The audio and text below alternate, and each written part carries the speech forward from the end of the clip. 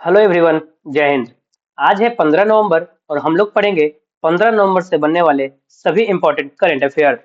तो हम लोग कल के क्लास में देखे थे कि कौन सा देश 2027 में कॉप 32 जलवायु शिखर सम्मेलन की मेजबानी करेगा। तो ये इथोपिया करेगा। किस राज्य में भारतीय सेना द्वारा ब्रह्मशिरा अभ्यास किया गया? तो ये गुजरात में किया गया है।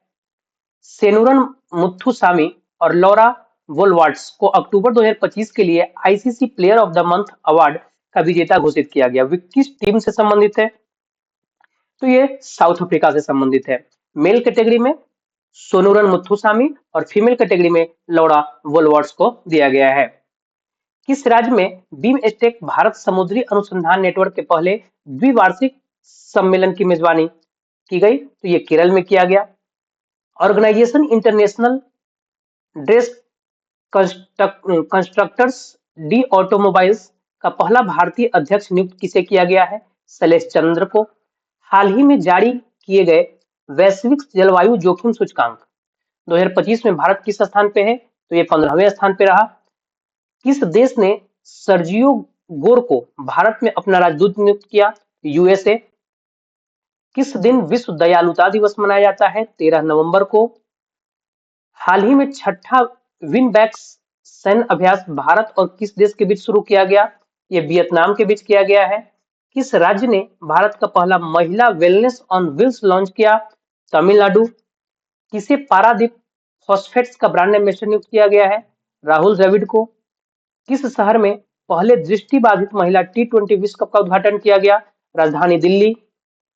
इसरो द्वारा मंगलयान 2 को किस वर्ष तक मंगल ग्रह पर उतारने की घोषणा की गई? ये तो आज से 5 साल बाद यानी 2030। इंग्लैंड के प्रसिद्ध फुटबॉलर डेविड बेकहम नाइटहुड सम्मान प्राप्त करने वाले किस क्रम के फुटबॉलर बन गए हैं? तो ये 17वें क्रम के फुटबॉलर बन गए हैं। तो हम लोग चलते हैं आज अपना प्रश्न संख्या 1 पे। तो प्रधानमंत्री नरेंद्र मोदी द्वारा किस देश में पुनात सांगछू 2 जल विद्युत परियोजना का उद्घाटन किया गया? तो इसका उद्घाटन रिसेंटली इन्होंने अपने भूटान दौरे के दौरान किया था। कहा? भूटान दौरे के दौरान नरेंद्र मोदी ने किया था। प्रधानमंत्री मोदी और वहां का राजा वांगचुक, नरेंद्र मोदी और वहां का राजा जो वांगचुक थे, संयुक्त रूप से 1020 मेगावाट की पुनात सांगछू 2 जल विद्युत परियोजना जो है द्वितीय जो है वो उसका उद्घाटन किए। ठीक है।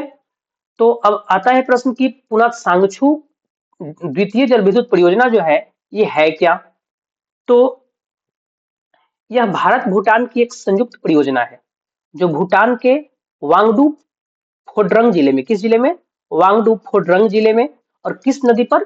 पुनात सांगछू नदी पर ये स्थित है। ठीक है। इसकी क्षमता जो है 1020 मेगावाट और यह रन ऑफ द रिवर तकनीक पर आधारित है। ऐसा नहीं कि ये बांध, एक होता है बांध बनाकर जल विद्युत परियोजना उत्पन्न किया जाता है, बनाया जाता है, लेकिन नहीं, ये इस पे बांध नहीं बनाया गया है। ये पानी लगातार चल रहा है, उसी से बिजली उत्पन्न की जा रही है। परियोजना का निर्माण भारत सरकार द्वारा पूरी तरह से वित्त पोषित है। भारत सरकार ही टोटल पैसा इस पे दे रही है, भूटान से नहीं ले रहा है। ठीक है। इसमें 30% अनुदान और 70% ऋण शामिल है। यानी भूटान सरकार को भारत सरकार 30% एक तरह से आप सब्सिडी कह सकते हैं कि 30% 100% तो भारत सरकार दे ही रही है, उसमें 30% सब्सिडी दे रही है और 70% जो है ऋण दे रही है। यानी 70% पैसा रिटर्न करना है और 30% नहीं करना है। इसका उद्देश्य भूटान की विद्युत क्षमता में 40% की वृद्धि और क्षेत्रीय ऊर्जा को मजबूत करना है। यहाँ से भूटान के बारे में अगर हम लोग कुछ देख ले तो राजधानी थिम्पू, मुद्रा नगुल्ट्रम, प्रधानमंत्री सोरिंग टोगबे, राष्ट्रपति जिग्मे शेखर नामगैल वांगचुक, संसद भूटान की जो संसद है, संसद उसको त्संगडू कहा जाता है। राष्ट्रीय खेल तीरंदाजी है। और सीमा रेखा की बात किया जाए तो भारत से इसका सीमा रेखा 699 किलोमीटर लगता है। और भूटान से भारत के कौन कौन से राज्य लगते हैं? तो 4 राज्य लगते हैं। कौन कौन? पश्चिम बंगाल, सिक्किम, अरुणाचल प्रदेश और असम। ये 4 राज्य जो है भूटान से अपनी सीमा लगाते हैं। ठीक है। क्वेश्चन नंबर 2 देखें कि 14 नवंबर 2025 को भारत के पहले प्रधानमंत्री जवाहरलाल नेहरू की कौन सी जयंती मनाई गई? तो जवाहरलाल नेहरू जी की 136वीं जयंती मनाई गई है। ये देश के पहले पीएम थे, प्रथम प्रधानमंत्री थे। इनकी जयंती 14 नवंबर को हर साल मनाई जाती है। ठीक है। इन्हीं की जयंती पर यानी 14 नवंबर को राष्ट्रीय बाल दिवस क्या मनाया जाता है? राष्ट्रीय बाल दिवस यानी नेशनल चिल्ड्रन डे मनाया जाता है। इसके अलावा अभी से एक हफ्ते बाद यानी 20 नवंबर को, कितने को?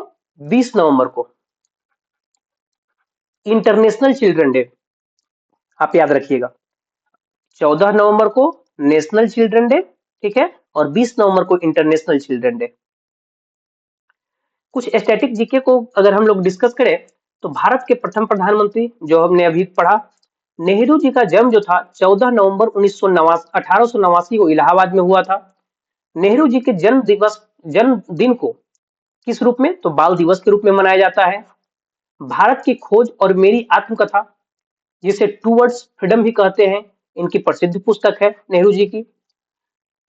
भारत के प्रधानमंत्री के रूप में उन्होंने लगभग 17 साल तक अपनी सेवा दी है अपने देश को। एशिया का प्रकाश गौतम बुद्ध को कहा जाता है और नेहरू की आर्थिक नीति एक प्रमुख विशेषता थी। क्या इनकी विशेषता थी? भारी उद्योगों और सार्वजनिक क्षेत्र के उद्यमों को बढ़ावा देना। हम लोग नेक्स्ट क्वेश्चन पे चले। यहां से हम लोग नवंबर के कुछ इंपॉर्टेंट डेट देख लेते हैं। तो विश्व वैगन दिवस 1 नवंबर, विश्व सुनामी जागरूकता दिवस 5 नवंबर, 5 नवंबर को ही गुरु नानक देव की 556वीं जयंती मनाई गई। राष्ट्रीय कैंसर जागरूकता दिवस 7 नवंबर, विश्व शांति और विकास के लिए विश्व विज्ञान दिवस 10 नवंबर, राष्ट्रीय शिक्षा दिवस 11 नवंबर, विश्व निमोनिया दिवस 12 नवंबर और विश्व दयालुता दिवस 13 नवंबर को मनाया जाता है। संशोधित भारत नेट योजना को राज्यव्यापी लागू करने वाला पहला राज्य कौन बना? आंसर इसका हो जाएगा पंजाब। कौन है? पंजाब। ऑप्शन डी इसका राइट आंसर हो जाएगा। ये जो संशोधित भारत नेट योजना है, इससे देश के किसी भी कोने से आप सीमावर्ती राज्य जो भी है, यानी जैसे पंजाब से पाकिस्तान का सीमा लगता है, तो इस तरह के जो भी राज्य है सबका लाइव निगरानी आप इसके माध्यम से आप कर सकते हैं। ठीक है। एग्जाम्पल में यहाँ पंजाब का कुछ इंपॉर्टेंट डाटा आप डिस्कस कर सकते हैं। तो यहाँ से हम पंजाब का कुछ डाटा हम डिस्कस कर ले तो क्या देखिए, पंजाब की राजधानी होगी चंडीगढ़, मुख्यमंत्री भगवंत मान, राज्यपाल गुलाब चंद कटारिया। अगर करंट अफेयर हम देख लें तो हेरिटेज खेलों से पर प्रतिबंध हटाने की घोषणा कर दिया है कौन? पंजाब सरकार। भारत का पहला पूर्णतः लकड़ी से निर्मित गुरुद्वारा कहाँ? पंजाब में। हॉकी पंजाब ने मध्य प्रदेश को, हॉकी पंजाब जो है, हॉकी मध्य प्रदेश को फाइनल में हराकर 15वीं हॉकी इंडिया सीनियर पुरुष राष्ट्रीय चैंपियनशिप ट्रॉफी जीत लिया है। जीता कौन? पंजाब। हारा कौन? मध्य प्रदेश। झज्जर जो है बचौली नामक वन्यजीव अभ्यारण्य, पंजाब ने निःशुल्क इलाज के लिए मुख्यमंत्री सेहत योजना शुरू किया। भारत का पहला बेअदबी विरोधी विधेयक 2025 पंजाब शुरू किया। पहला बेअदबी विरोधी विधेयक पंजाब। ठीक। क्वेश्चन नंबर 4, अमेरिका में 2029 के अंतरिक्ष मिशन प्रशिक्षण के लिए निम्न में से किस भारतीय को चुना गया है? तो इसका राइट आंसर हो जाएगा जानवी डांगेती। ठीक है। इनके नाम की घोषणा जो है पहले ही की जा चुकी है। ये आंध्र प्रदेश की रहने वाली है। कहाँ की? आंध्र प्रदेश की। अमेरिकी निजी अंतरिक्ष कंपनी टाइटन स्पेस इंडस्ट्रीज का 2029 के मिशन के लिए इनको चुना गया है। कब के लिए? 2029 के मिशन के लिए। और इस मिशन पर जाने वाली ये पहली भारतीय महिला हो जाएगी। यहां से अगर हम अदर ऑप्शंस की बात करें तो कौन है? सेरा शेखा नासिर। शेखा नासिर जो है United Nation World Tourism United Nation World Tourism Organisation की पहली महिला अध्यक्ष। कौन? शेखा नासिर। अंशुला कांत की अगर हम बात करें तो वर्ल्ड बैंक के सीएफओ यानी चीफ फाइनेंशियल ऑफिसर भारत की अंशुला कांत बनी है। और रेयाना बरवानी की अगर बात करें तो सऊदी अरब की पहली महिला अंतरिक्ष यात्री का नाम रेयाना बरवानी है। हाल ही में किस देश के द्वारा अपना पहला स्वदेशी क्वांटम डायमंड माइक्रोस्कोप लॉन्च किया गया है? रिसेंटली अपना प्यारा भारत ही इसे लॉन्च किया है। कौन? भारत। अगर हम क्या कहलाता है, हाँ, भारत इसको लॉन्च किया और ये डेवलप किया गया है किसके द्वारा? आईआईटी बॉम्बे के द्वारा। किस संस्था इसको डेवलप किया है? आईआईटी बॉम्बे का पी क्वेस्ट समूह जो है यही इसको विकसित किया है। अगर इसकी कैपेसिटी की बात करें तो गतिशील चुंबकीय क्षेत्रों की त्रिआयामी यानी 3D इमेजिंग कर सकता है, इसकी कैपेसिटी है। इसका पर्पस देखें तो न्यूरो साइंस, मटेरियल रिसर्च और सेमीकंडक्टर चिप प्रशिक्षण जैसे क्षेत्रों में क्रांति लाना इसका मुख्य उद्देश्य है। मिशन की अगर बात करें तो यह भारत के राष्ट्रीय क्वांटम मिशन के तहत विकसित किया गया है। ठीक है, यहां से हम अदर ऑप्शन देख लेते हैं।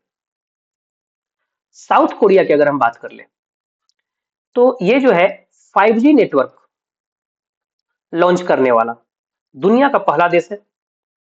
यूएसए की अगर हम बात करें तो अमेरिका ने पहले ब्लाडर यानी मूत्राशय का ट्रांसप्लांट किया है। पहला ब्लाडर, ठीक है, फर्स्ट मूत्राशय का ट्रांसप्लांट जो है यूएसए यानी अमेरिका किया। अगर हम न्यूजीलैंड की बात करें तो महिलाओं का T20 वर्ल्ड कप जो है पहली बार न्यूजीलैंड ने इस साल जीता है। 2025 का जो था इस साल जीता है।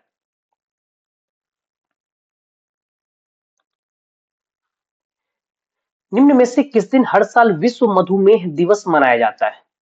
तो ये नवंबर महीने के 14 तारीख को विश्व मधुमेह दिवस प्रतिवर्ष मनाया जाता है। डायबिटीज रोग की इस गंभीरता को समझते हुए लोगों को इसके प्रति जागरूक करने के लिए हर साल 14 नवंबर को विश्व डायबिटीज दिवस मनाया जाता है।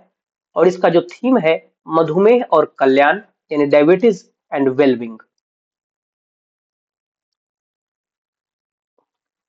मंजू बाला पर हाल ही में राष्ट्रीय डोपिंग रोधी एजेंसी नाडा ने 5 वर्षों का प्रतिबंध लगाया है।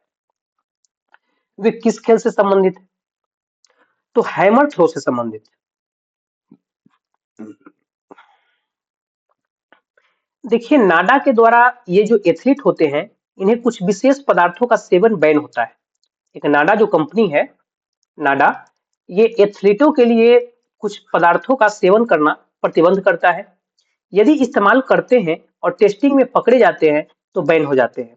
और इस पर ध्यान देने के लिए, निगरानी रखने के लिए भारत में तो नाडा है, लेकिन यही नाडा यानी क्या हो गया? नाडा नेशनल एंटी डोपिंग एजेंसी। ठीक है, नेशनल एंटी डोपिंग एजेंसी नाडा का फुल फॉर्म हो गया। इसका मुख्यालय जो है आपको दिल्ली में है। कहाँ है? दिल्ली में। अगर हम इसी की वर्ल्ड लेवल पे अगर बात करें, ये तो नेशनल लेवल पे बात हो गया, अगर इंटरनेशनल लेवल पे बात करें तो वहां पे वाडा है। ठीक, क्या है? वाडा, इसकी निगरानी करता है वर्ल्ड लेवल पे। वाडा का मतलब हो गया कि वर्ल्ड एंटी डोपिंग एजेंसी। ठीक है, और इसका मुख्यालय जो है मॉन्ट्रियल कनाडा में। कहा? मॉन्ट्रियल कनाडा में। नेक्स्ट क्वेश्चन चलते हैं हम लोग। 130वें संविधान संशोधन विधेयक 2025 की जांच के लिए संसद की संयुक्त समिति का अध्यक्ष किसे नियुक्त किया गया है? ठीक है, तो आंसर इसका हो जाएगा अपराजिता सारंगी। भाजपा सांसद अपराजिता सारंगी को 130वें संविधान संशोधन विधेयक 2025 की जांच के लिए संसद की संयुक्त समिति का अध्यक्ष नियुक्त किया गया है। अध्यक्ष भाजपा सांसद अपराजिता सारंगी। समिति के उद्देश्य पर्पस क्या है? गंभीर आरोपों का सामना कर रहे प्रधानमंत्री, मुख्यमंत्री और मंत्रियों को अयोग्य घोषित करने के कानूनी प्रावधानों की समीक्षा करना। जो भी जिन पे गंभीर आरोप लगा है, चाहे वो पीएम हो, मुख्यमंत्री हो या अन्य मंत्री हो, जो उन पे अगर कोई आरोप घोषित हुआ है, लगा है, तो उसकी समीक्षा करना है कि क्या वो सही है, क्या गलत है। समिति के 31 सदस्य हैं, जिनमें विपक्षी दल के सदस्य भी शामिल हैं। अब आप समझिए कि कानून अभी चर्चे में भी आया था। ये जो 130वां संविधान संशोधन का जो कानून है, ये अभी चर्चे में आया था। मतलब 130वां संविधान संशोधन में ये चर्चा होगा कि किसी भी मंत्री पर यदि करप्शन का आरोप है तो उसे सीधे जेल में बंद कर दिया जाए। यही है 130वां संविधान संशोधन। यहां से हम लोग अगर ऑप्शन की बात करें, सूर्यकांत, तो ये देश के अगले चीफ जस्टिस ऑफ इंडिया होंगे। अगले जो चीफ जस्टिस ऑफ इंडिया होंगे कौन होंगे? सूर्यकांत। रंजना प्रकाश देसाई, ठीक है, ये 8वें वेतन आयोग के अध्यक्ष है। 8वें वेतन आयोग जो है उसके अध्यक्ष हैं रंजना प्रकाश देसाई। संजय मल्होत्रा की बात करें तो वर्तमान में आरबीआई के 26वें क्रम के ये गवर्नर।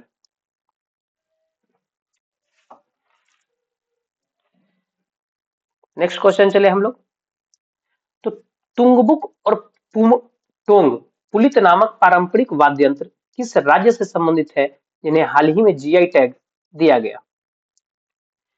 तो ये सिक्किम से संबंधित है। किससे? सिक्किम से। इससे सिक्किम के लेप्चा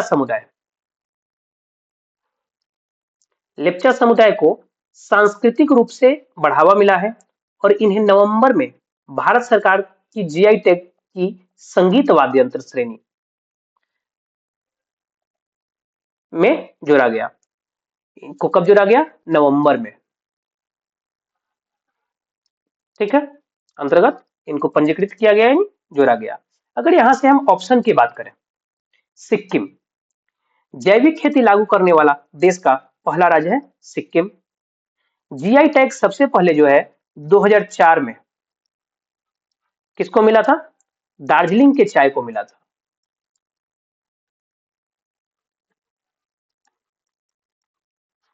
दार्जिलिंग के चाय को मिला था। असम की अगर हम बात करें तो चोकुआ चावल असम का है जिसको जीआई टैग मिला। क्या? चोकुआ चावल।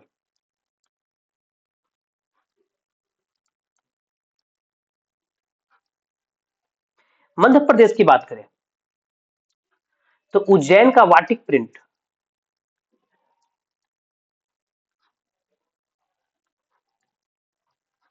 इसको जीआई टैग मिला है, आप रिलेट कर सकते हैं।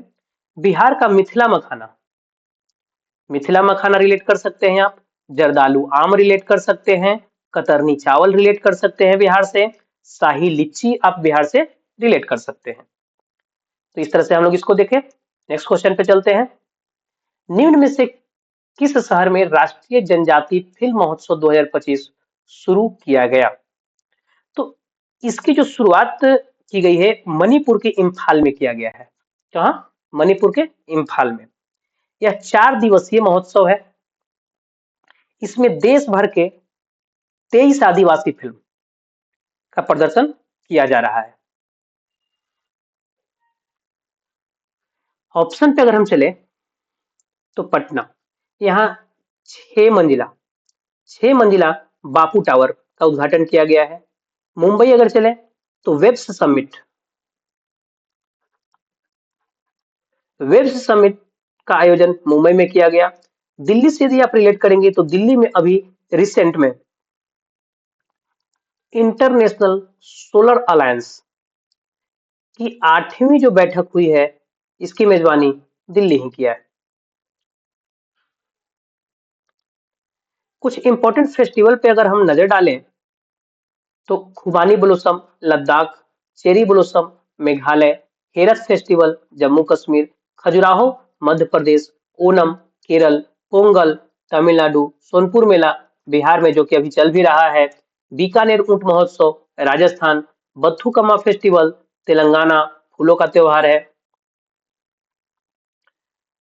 हरेली और छेरछेरा महोत्सव छत्तीसगढ़, नागा मिर्च महोत्सव नागालैंड, सरहुल फेस्टिवल झारखंड, सम्मक्का सरक्का तेलंगाना, गीता महोत्सव हरियाणा, चेह, चेहरा ओबा उत्सव मणिपुर, सिरुई लिली महोत्सव मणिपुर में, Yaosang Manipur, Bonalu Telangana, Kachai lemon Manipur, Modhera dance festival Gujarat, Pushkar Mela और जैसलमेर डेजर्ट फेस्टिवल राजस्थान में है, हेमिस फेस्टिवल लद्दाख और परशुराम कुंड मेला अरुणाचल प्रदेश।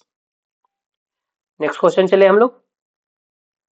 संकटग्रस्त ऑलिव रिडले कछुओं के संरक्षण और तटीय मछुआरा समुदायों का समर्थन करने के लिए हाल ही में किस एप्लीकेशन ने टेक फॉर नेचर पुरस्कार जीता है? ठीक है, तो ये अभी हाल ही में जीत लिया है फिशर फ्रेंड ने। कौन? Fisher Friend. ये फिशर फ्रेंड एक मोबाइल ऐप है। क्या है? फिशर फ्रेंड जो है एक मोबाइल ऐप है। इसने जीता है टेक फॉर नेचर पुरस्कार। क्या जीता? टेक फॉर नेचर पुरस्कार जो है ये जीता है। किसके लिए जीता? तो ओलिव रिडले कछुओं के प्रजाति के संरक्षण के लिए ये जीता है। तो ये जो ऐप है एमएस स्वामीनाथन के द्वारा विकसित किया गया। किसके द्वारा? एमएस स्वामीनाथन के द्वारा ये जो एप्लीकेशन है इसको विकसित किया गया है। नेक्स्ट क्वेश्चन पे चले हम लोग। निम्न में से किसे हिंदी के लिए बाल साहित्य पुरस्कार 2025 प्रदान किया गया? तो इसके विजेता हो जाएंगे सुशीला शुक्ला। कौन है? सुशीला शुक्ला। इनका उपन्यास जो था 1/12 किसके लिए इनको मिला? 1/12 के लिए इनको बाल साहित्य पुरस्कार से सम्मानित किया गया। साहित्य अकेडमी ने जून 2005 में युवा और बाल साहित्य पुरस्कार की घोषणा की थी।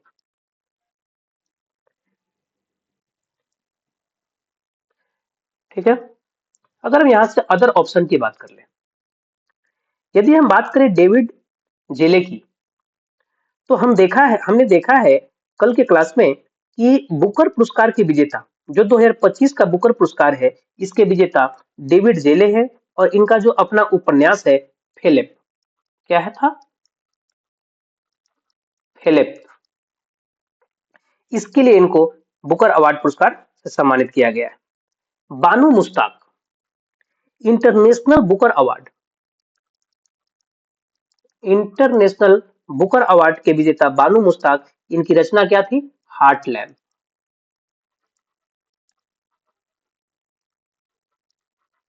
हार्ट लैम्प के लिए इनको दिया गया था। नेक्स्ट, अगर हम सलमान रश्दी की बात करें, तो इन्हें रिसेंटली डिटेन शांति पुरस्कार लाइफ टाइम अचीवमेंट अवार्ड से सम्मानित किया गया। नेक्स्ट क्वेश्चन चले हम लोग। बिहार के 10वीं बार मुख्यमंत्री कौन बने? तो एनडीए की सरकार आ रही है, फिर से बिहार में नीतीश कुमार फिर से यहाँ के मुख्यमंत्री बन जाएंगे। कौन? नीतीश कुमार। अब इससे बहुत सारे फैक्ट बनेंगे, तो टॉपिक वाइज करंट अफेयर के अंतर्गत बिहार के सभी फैक्ट मैं आपको कवर करवा दूंगा। यहाँ से बिहार के बारे में हम लोग कुछ देख लें, तो बिहार की राजधानी पटना, मुख्यमंत्री नीतीश कुमार, राज्यपाल आरिफ मोहम्मद खान। अगर बिहार की करंट अफेयर हम लोग देख लें, तो मरियम फातिमा राज्य की पहली महिला फीडे मास्टर। पीएम मोदी ने बिहार के कोसी मेची अंतर राज्यीय नदी संपर्क परियोजना के पहले चरण आधारशिला रखी। इससे किन जिलों को लाभ होगा? अररिया, पूर्णिया, किशनगंज और कटिहार। क्वेश्चन आपको डायरेक्ट पूछ सकता है कि कोसी मेची अंतरराज्यीय नदी संपर्क परियोजना से किस किस राज्य को लाभ मिलेगा? डायरेक्ट आपको क्वेश्चन पूछेगा, तो आप इस चीज को ध्यान रखें। प्रधानमंत्री मोदी ने बिहार के किस जिले में स्थापित 10 करोड़ की सेक्स सॉर्टेड सीमेंट सुविधा का उद्घाटन किया? पूर्णिया में। खेलो इंटरनेशनल यूथ गेम 2025 सॉरी खेलो इंडिया यूथ गेम्स 2025 जो है कहाँ हुआ था आयोजन इसका? बिहार में हुआ था। बिहार 15वें स्थान पे था और इसमें टॉप पे कौन था? महाराष्ट्र। प्रत्यय अमृत बिहार के नए मुख्य सचिव हैं। बिहार के नए मुख्य सचिव कौन है? प्रत्यय अमृत। देश में पहली बार डिजिटल वोटिंग की सुविधा बिहार में ही शुरू हुई। बिहार के कैबिनेट ने महिलाओं के लिए सरकारी नौकरी में 35% आरक्षण हेतु अधिवास नीति की घोषणा की। नरेंद्र मोदी ने बिहार में नवीनगर सुपर थर्मल परियोजना चरण 2 की आधारशिला रखी। तांबे से बना बापू टावर पटना। प्रधानमंत्री नरेंद्र मोदी ने बिहार के दरभंगा में एम्स की आधारशिला रखी। जाति आधारित जनगणना शुरू करने वाला देश का पहला राज्य बन गया है बिहार। और नरेंद्र मोदी बिहार के राजगीर में नालंदा विश्वविद्यालय के नए परिसर का उद्घाटन किया है। कल के क्लास में हमने पूछा था आपसे कि निम्न में से किसे इजराइल द्वारा अपने सर्वोच्च नागरिक सम्मान Israeli presidential medal of honour से सम्मानित करने की घोषणा की गई है? तो ये थे यूएसए के प्रेसिडेंट डोनाल्ड ट्रंप। इसका राइट आंसर हो जाएगा। नेक्स्ट क्वेश्चन हम देखें कि किस राज्य के 5 समुद्र तटों को अंतरराष्ट्रीय ब्लू फ्लैग प्रमाणन दिया गया था? तो इसका राइट आंसर हो जाएगा आपका महाराष्ट्र। आपका ये आज का सवाल है कि किस राज्य के मंत्रिमंडल ने राज्य में बहु विवाह पर आधिकारिक रूप से प्रतिबंध लगाने वाले विधेयक को मंजूरी दे दी है? जो भी इसका राइट आंसर हो कमेंट बॉक्स में आप जरूर बताएं। हाल ही में खबरों में रहा क्रिसमस द्वीप किस महासागर में स्थित है? इसका भी जो भी राइट आंसर हो आप कमेंट बॉक्स में जरूर से जरूर बताएं। धन्यवाद। Thank you. आपको ये वीडियो अच्छा लगे तो इसे लाइक करें, चैनल को सब्सक्राइब करें और इसे अधिक से अधिक शेयर करें, क्योंकि आपके साथ साथ आपके भाई बंधु को भी इस क्लास का बेनिफिट मिले और अपने मंजिल को आसानी से प्राप्त कर सकें। जय हिंद।